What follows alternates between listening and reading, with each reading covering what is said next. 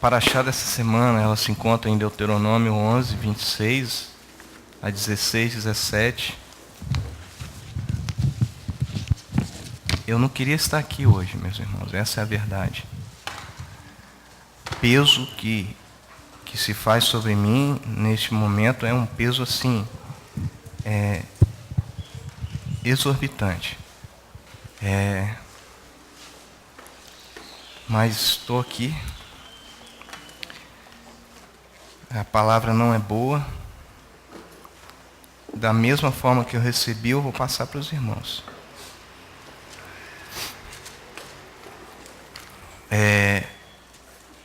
O título dessa paraxá é Rê. Falei certo? É Rê? Rê. Significa veja. Veja. No versículo 26, diz assim, Deuteronômio 11, 26. Vede, hoje eu ponho diante de vós a bênção e a maldição. A bênção, se ouvirdes os mandamentos do Eterno vosso Elohim, que hoje vos mando. A maldição, se não ouvirdes os mandamentos do Eterno vosso Elohim, e vos desviardes do caminho que hoje vos ordeno, para seguir outros deuses que não conhecestes. Tem uma tradução que diz assim, para se aventurar com deuses que jamais conheceram. Mas o interessante é que nós podemos ver que a paraxá se inicia com um subjuntivo presente do verbo ver. E ele traz o significado de entender, observar. Então, o que quer dizer? Elohim começa a dizer, observe, entenda o que eu estou falando, entenda. E ele vem juntamente acompanhado com uma expressão temporal. Você pode olhar para a sua Bíblia e ver as duas primeiras palavras, vede, hoje. Ela vem seguida de uma expressão temporal. Qual a leitura que nós devemos fazer desse verbo e dessa expressão temporal? Esse é o peso da porção. Esse é o peso do ensino hoje. Lá no Salmo 95, vamos todos, Salmo 95.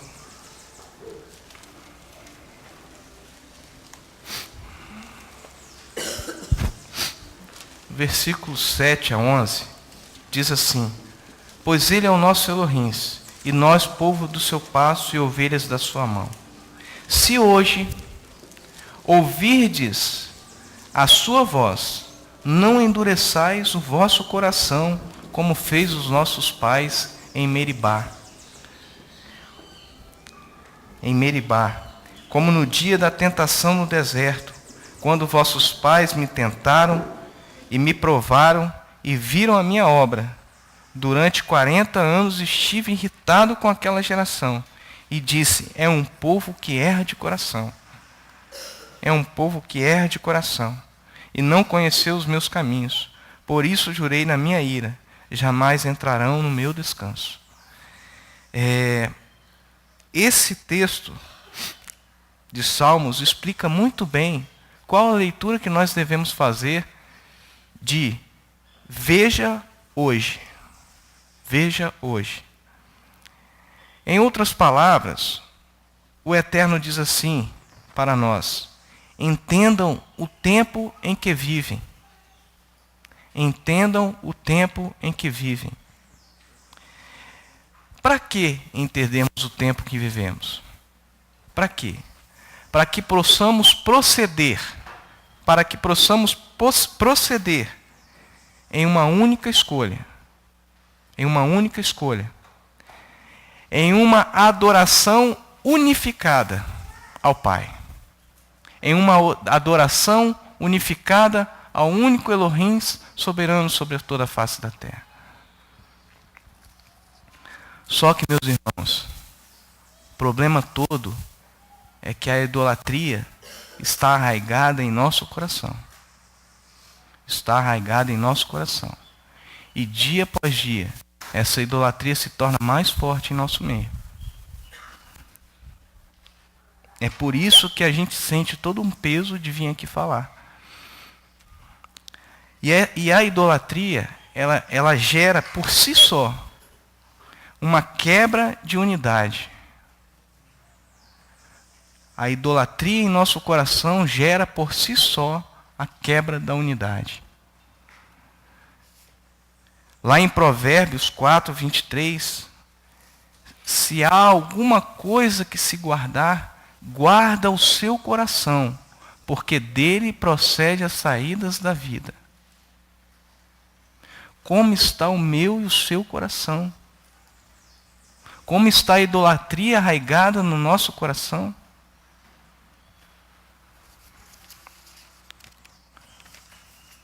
Vamos lá em Juízes 17, de 1 a 6. Eu vou lembrar isso, pastor. A pastora está lembrando que nós estamos entrando em Elu. Juízes 17, versículo 1 a 6. Eu trouxe aqui um exemplo de Mica.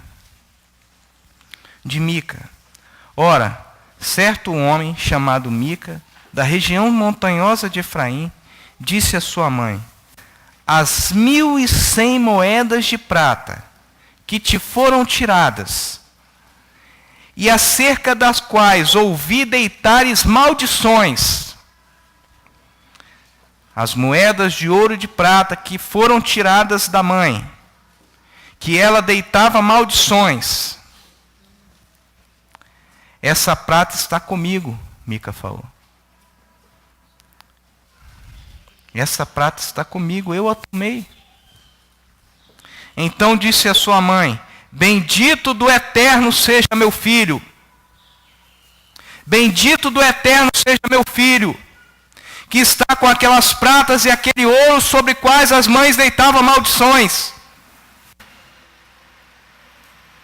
Quando ele restituiu as 1.000 pratas, as 1.100 moedas de prata e a sua mãe, ela lhe disse solenemente: consagro a minha prata ao Eterno.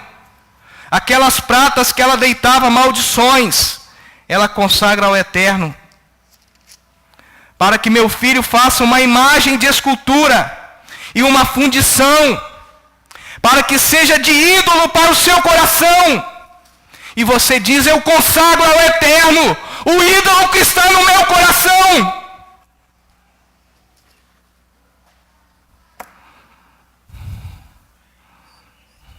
Eu a devolverei a ti, mãe, Mica fala. Assim ele restituiu a prata à sua mãe, e ela tomou 200 ciclos de prata e os deu a ourives, que os transformou na imagem de escultura e na de fundição, e foram colocadas na casa de Mica.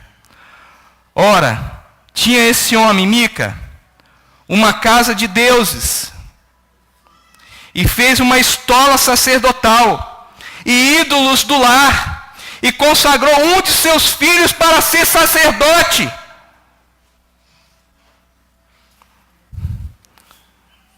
Naqueles dias não havia rei em Israel, cada qual fazia o que bem parecia aos seus olhos.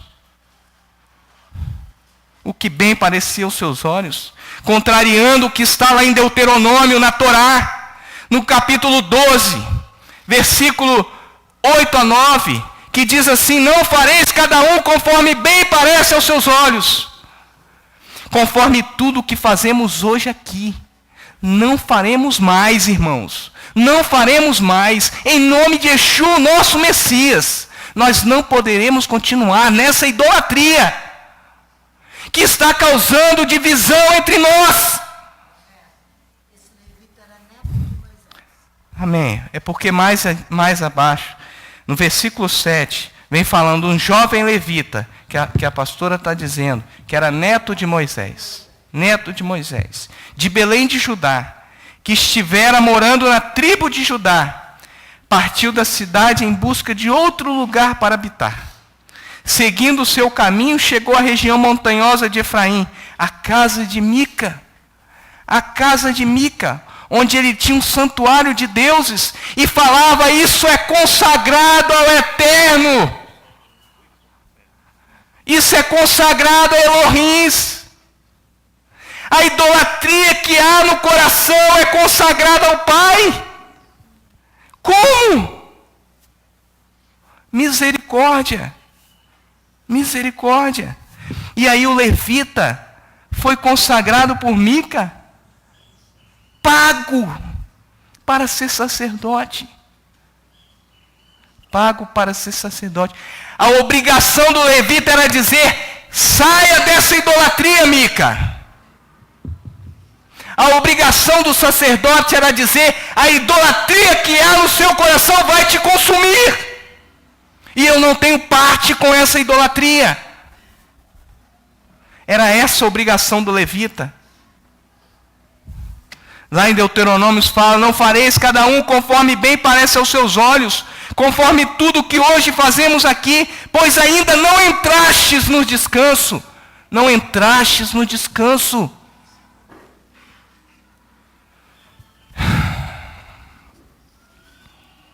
Talvez você possa estar a pensar: mas eu creio em um único Elohim. Eu creio no único Elohim. Dissestes bem, pois até os demônios creem e se estremecem diante de Elohim. Tá? Se estremecem. Não engana você mesmo, não. Não se engana, não. Que Elohim conhece o seu coração e o meu coração.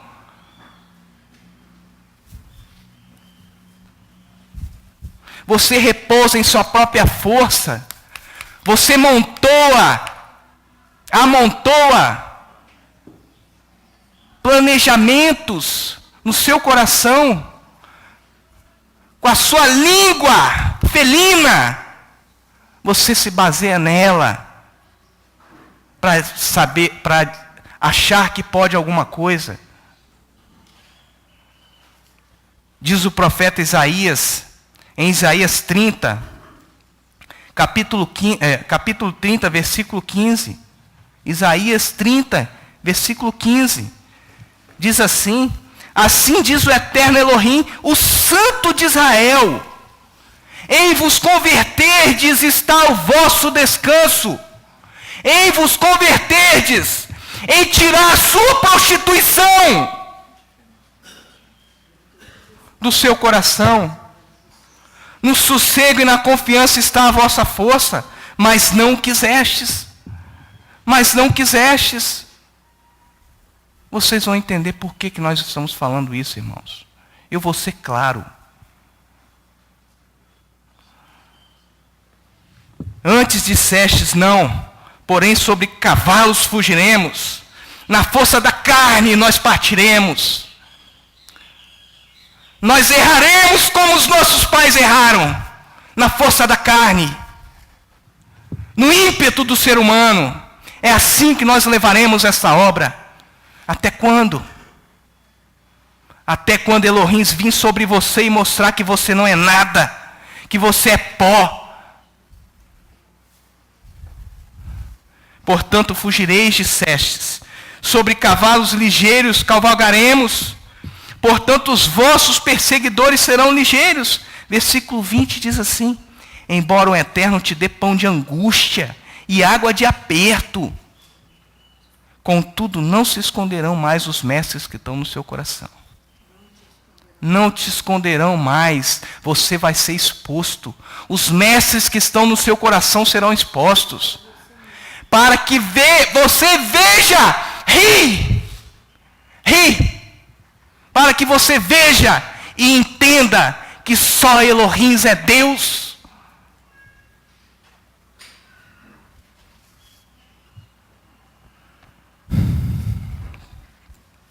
Este é o tempo que vivemos, irmãos. A idolatria arraigada, a idolatria fortificada no seu coração. Você põe a sua confiança no homem e na força do seu braço, quando a sua confiança tinha que ser exclusiva para o Eterno.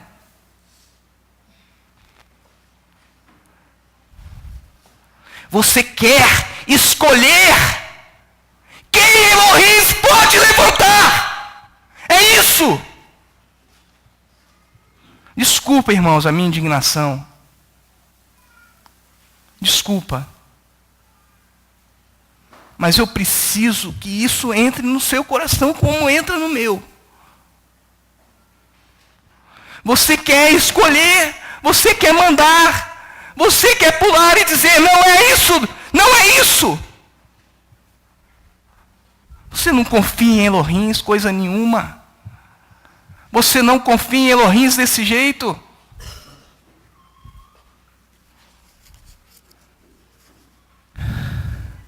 Deuteronômio 11, versículo 2 e 3, diz assim: considerai hoje a disciplina do eterno vosso Elohim, a sua grandeza, a sua mão forte, o seu braço estendido, os sinais e as obras que fez no meio do Egito a Faraó, rei do Egito, e a toda a sua terra. Considerai a disciplina do eterno. Considerai. Por isso, o eterno hoje nos faz lembrar aquele oráculo que ele disse ao profeta Isaías no vale da visão, Leomar. No vale da visão. Qual é a nossa porção? Qual é a nossa porção? O que significa? Veja. No vale da visão. No vale da visão. Elohim ali entrega um oráculo a Isaías. A Isaías.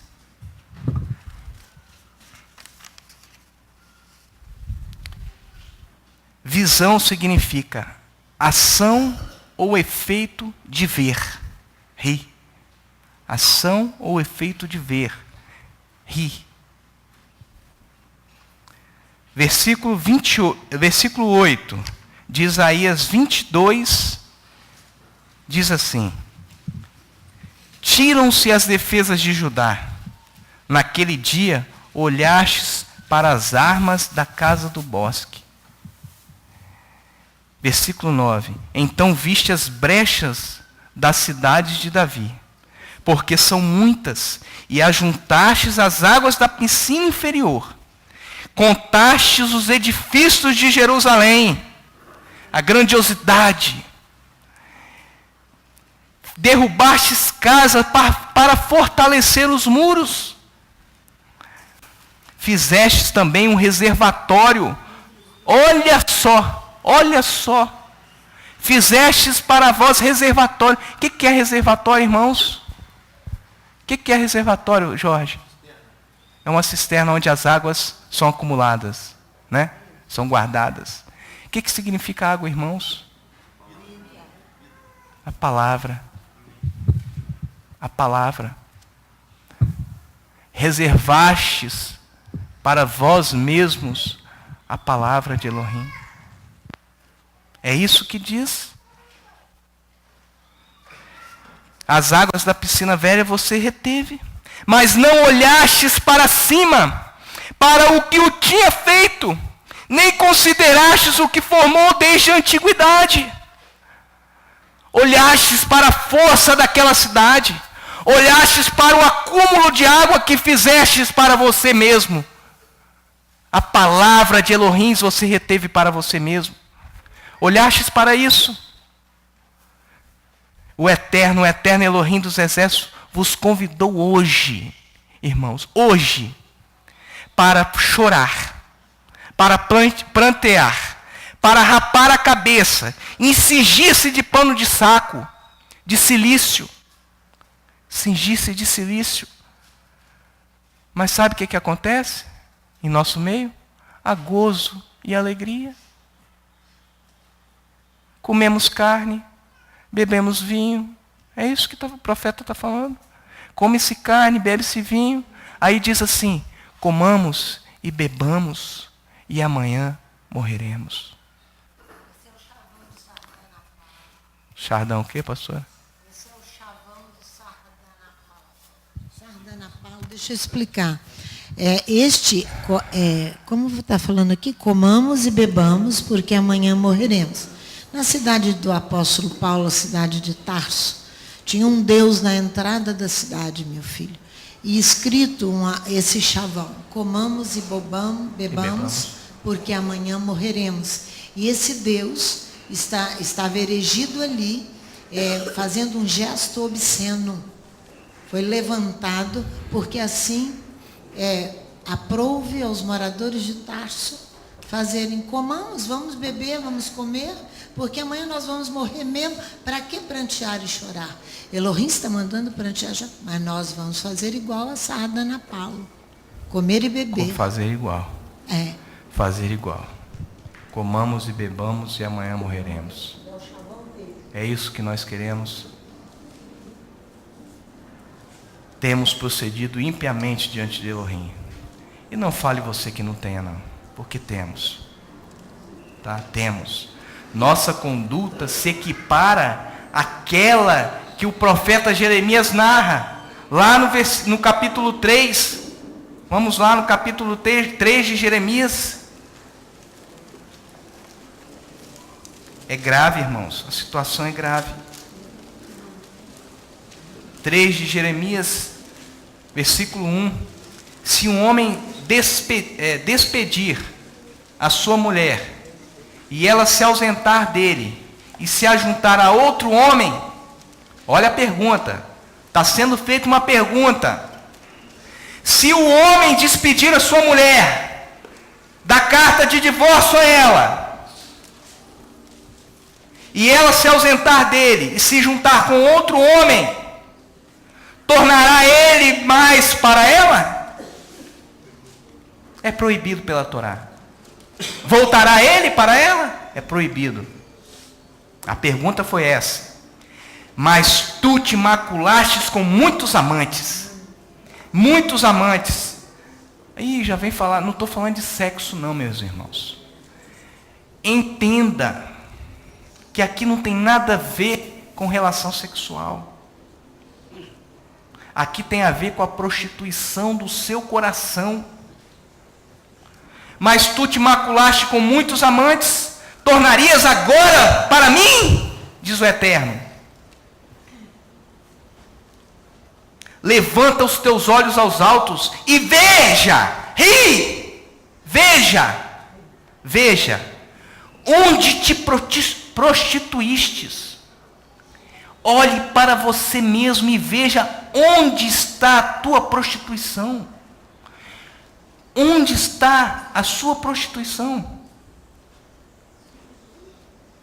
Nos caminhos te assentavas para eles, como árabe no deserto, manchastes a terra com as tuas devassidões, e com a tua malícia. Vocês vão perceber que esse termo vai ser usado novamente mais tarde.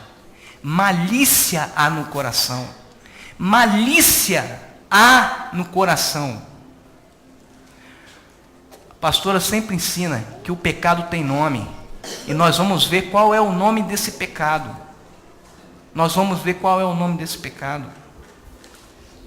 Onde parei? A tua malícia, verso 4. Não acabaste de me invocar, olha só.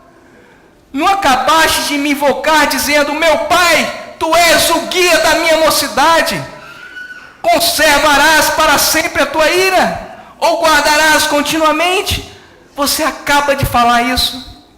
E o que o Eterno fala? Tens dito e feito coisas más, e nelas permaneces.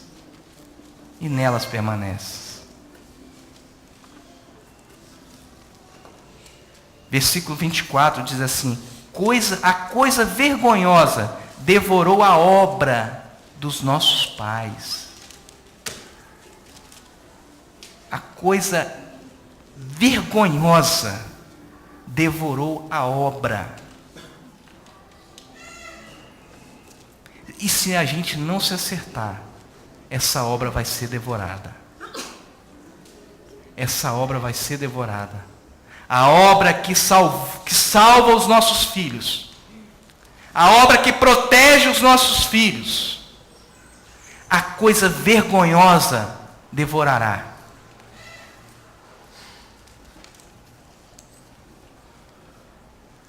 desde a nossa mocidade, as nossas ovelhas e as suas vacas, os seus filhos e as suas filhas, a coisa vergonhosa devorou. Deitemo-nos em nossa vergonha e cubra-nos a nossa confusão. Pecamos contra o eterno nosso Elohim, o profeta fala. Convoca o povo. Pecamos contra o nosso Elohim, nós e nossos pais, desde a nossa mocidade até o dia de hoje. E nós não demos ouvidos à voz do eterno nosso Elohim. Aí o profeta clama: circuncidai-vos para o eterno, tirai os prepúcios do vosso coração, ó homem de Judá. E habitantes de Jerusalém, para que a minha indignação, o eterno diz, não venha sair como fogo, e arda de modo que não haja quem apague, por causa da malícia do vosso coração, das vossas obras. Sabe qual é essa coisa vergonhosa, irmãos? Sabe qual é? Eu vou dizer para você qual é. Bem claro. Idolatria, inveja, ciúmes,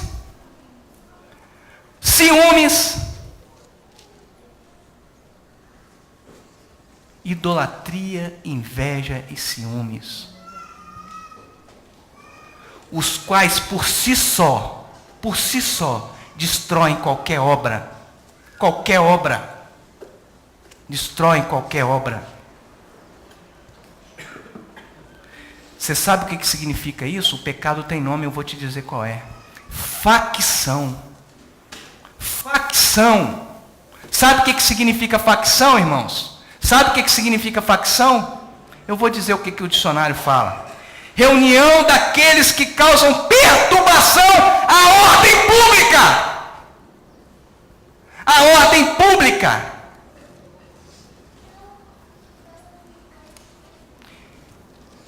E nós não temos direito de defesa. Entendeu, pastor? Nós não temos direito de defesa. Nós não temos direito de se manifestar. É por isso que a ordem é cala-se. Cala-se. Quando Yeshua estava ali no Sinédrio, Mateus 27. Por isso que a Brit Hadachá traz João 7, o Léo. João 7. O que você me deu ontem. Por isso que a Brit Hadachá traz isso. Porque nós temos que nos calar. E deixar que Elohim irá julgar. Elohim irá julgar. Porque não adianta ninguém vir para cá, assumir esse púlpito, falar. E ninguém observar. E ninguém atender, rir. Estou falando errado, né? Mateus 27.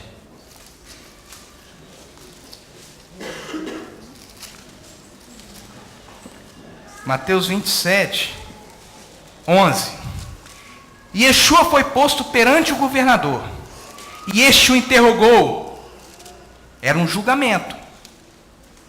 E o ato processual ali era o interrogatório. No julgamento tem vários atos processuais.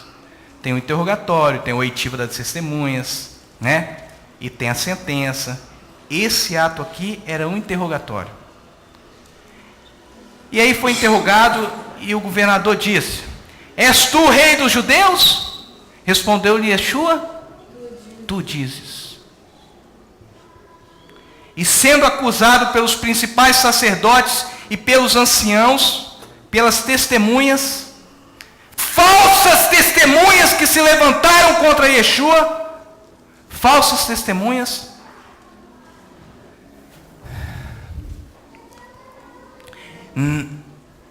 e sendo acusado pelos principais sacerdotes e pelos anciãos, nada respondeu.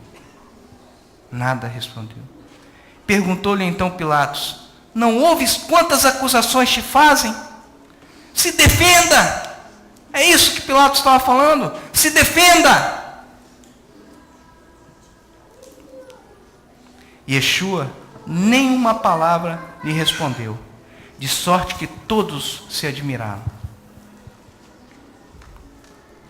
Por isso que nós temos que nos calar. Roberto, tem um provérbio... Só um minutinho. E a partir de agora, eu me calarei. Eu me calarei. Tem um provérbio judaico que diz que o silêncio vale um ciclo. Minto. A palavra vale um ciclo. O silêncio. E o silêncio vale 2 ciclos. 2 ciclos. É um provérbio hebraico. É um provérbio hebraico? É, a eu palavra não sabia. vale. Eu descobri hoje pela manhã. A palavra vale um ciclo. Um ciclo. O silêncio vale 2 ciclos. Eu me calarei quanto à inveja, quanto à idolatria e contra o ciúme. Tiago diz assim, lá no capítulo 3, versículo 13 a 16. Tiago diz assim: quem dentre vós é sábio e tem entendimento? Quem dentre vós é sábio e tem entendimento? Que demonstre essa sabedoria e esse entendimento mediante sua boa conduta, por ações praticadas com humildade, procedente da sabedoria.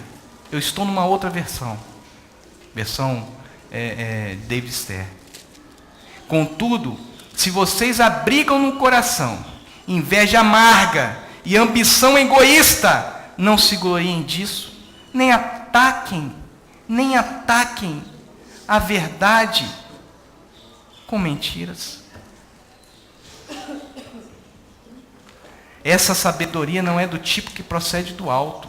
Ao contrário, é terrena, não espiritual,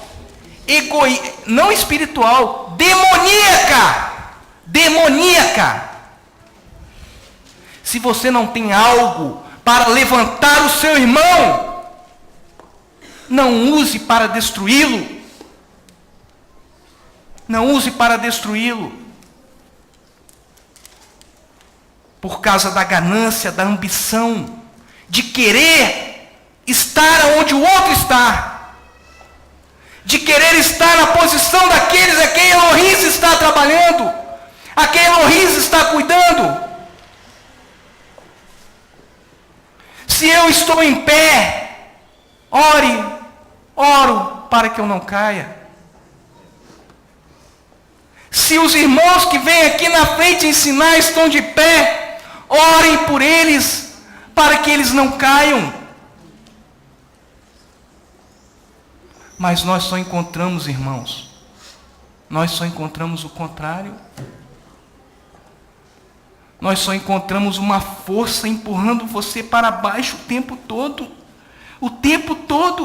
a ponto de eu clamar ao Eterno: até quando, Senhor, aguentaremos?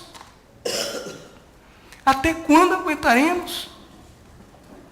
Até quando poderemos estar aqui, estudando, recebendo de Ti um manancial, podendo compartilhar com vocês, irmãos?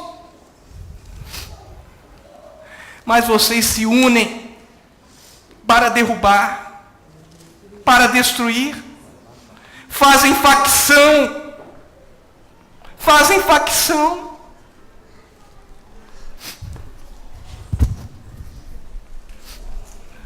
Senti as vossas misérias e lamentai e chorai. Converta-se o vosso riso em pranto, diz Tiago 4:9. Converta-se o vosso riso em pranto e a vossa alegria em tristeza. Humilhai-vos perante o Eterno e Ele vos exaltará. Meus irmãos, até algum tempo atrás, quem era Roberto? Era um jovem, ainda sou jovem, era um jovem, casado, com filhos, que ia na congregação, estava debaixo de uma árvore, de uma castanheira, sentado, ouvindo, e indo embora para casa. Esse era o Roberto. E eu ouvia as irmãs clamando ao Eterno: levante homens, levante sacerdotes, que possam estar em tua casa, sacerdotes fiéis, verdadeiros, que possam estar zelando pela tua obra. Eu ouvi as irmãs orando isso. Eu estou mentindo? Todos vocês que participaram disso, eu estou mentindo? Aí sabe o que acontece? Irmãos, a todo tempo que eu estava debaixo daquela castanheira, o Eterno teve tanta misericórdia de mim que nenhuma castanha caiu na minha cabeça. Nenhuma castanha caiu na minha cabeça.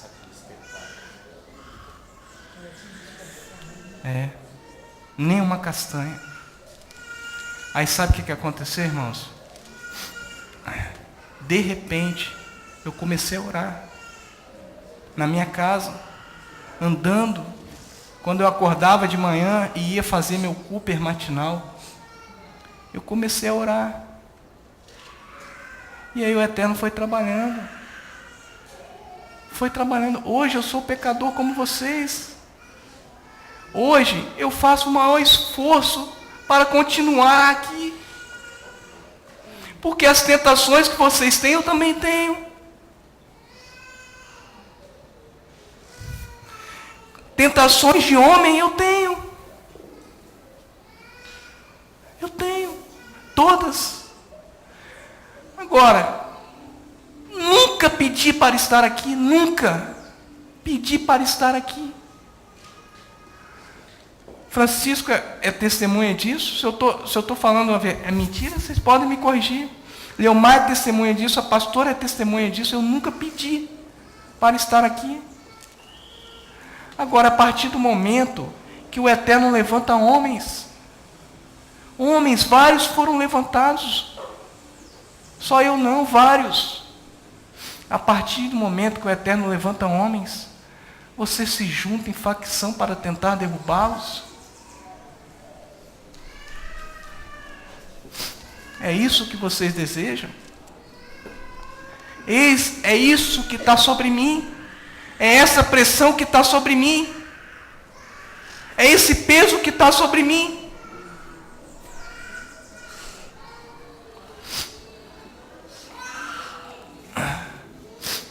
No pôr do sol da terça-feira, dia 26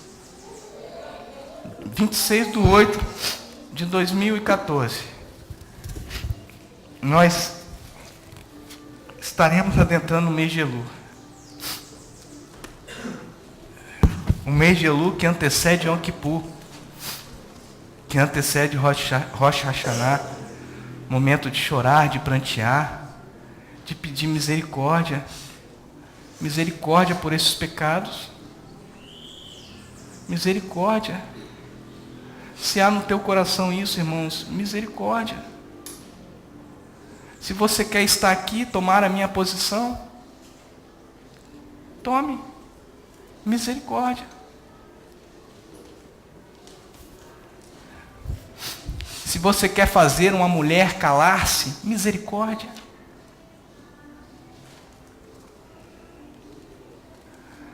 Ponha-se na balança. Ponha-se na balança. Você quer calar as pessoas e fazer só que sua voz seja ouvida? Ponha-se na balança. A pastora recebeu uma ordem. Me desculpa, eu vou fazer esse comentário, pastora. Recebeu uma ordem e ela vai se calar. Ela não vai mais ensinar para os irmãos. Não vai. Ela está de luto. Ela está vestida de cilício. Olha a roupa dela. Essa roupa que ela está usando é cilício. Pano de saco. Você pode não estar entendendo nada que eu estou falando, mas caia na real. Aquele que tem isso em seu coração, caia na real. Para que a obra permaneça, irmãos. Para que os filhos sejam protegidos por essa obra. A situação que vivemos é de altíssima gravidade. Altíssima gravidade. Porque ou você pende para uma tradição humana e quer calar uma mulher, ou você pende para um cristianismo desordenado.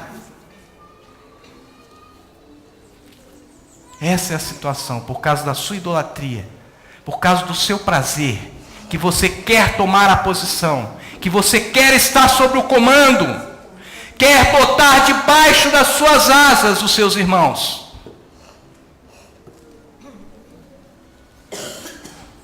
O mês de Elul é um tempo de arrependimento. É um tempo de arrependimento.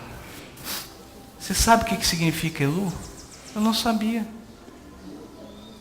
Sabe o que significa Elul? Pastor, sabe o que significa Elul? Eu não sabia. Elul é um acrônimo. Acrônimo é você pega uma frase e essa frase você fala com uma só palavra. Acrônimo. Diz assim: Ani, Ledodi, Vedodi, Li. Eu sou o meu amado e o meu amado é meu. Eu sou do meu amado e o meu amado é meu. Elul é isso, irmãos. Elul é isso.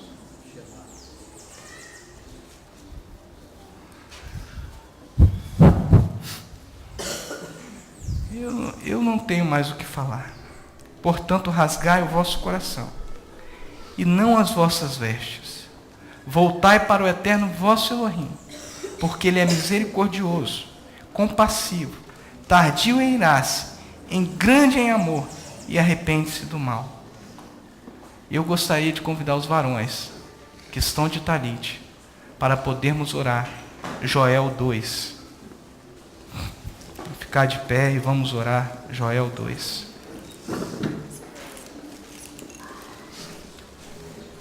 Joel 2, versículo 12 em diante, até o versículo 17. Depois nós iremos orar.